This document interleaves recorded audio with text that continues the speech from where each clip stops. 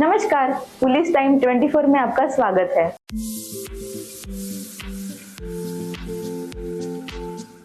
चंद्रपुर भद्रावती तालुका के प्रसिद्ध भद्रनाग मंदिर में वारी प्रबोधनाची अभियान उत्साह के साथ शुरू हुआ।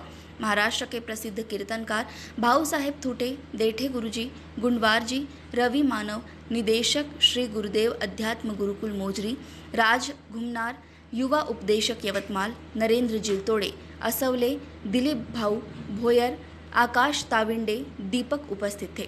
वारी के उद्घाटन के लिए नर्तम प्रज्वल टोंगे, वरोरा और वाणी और कोरपना के हजारों गुरुदेव सेवकों की उपस्थिति में एक भव्य उद्घाटन समारोह आयोजित किया गया था। वारी के प्रचार रथ ने लोकमान्य स्कूल, तहसील कार्यालय में वक्तव्य दिया और मल्हारी बाबा सोसाइटी, गोवाराला, श्रीराम नगर, मंजुला लेआउट, हनुमान नगर, कुंबी सोसाइटी, किला वार्ड जैसे विभिन्न इलाकों में जागरूकता कार्य किया। भद्रावती के श्री गुरुदेव सेवा मंडल के प्रचारक मंडल ने उत्कृष्ट योजना और संगठन के साथ इस वारी को सफल बनाया।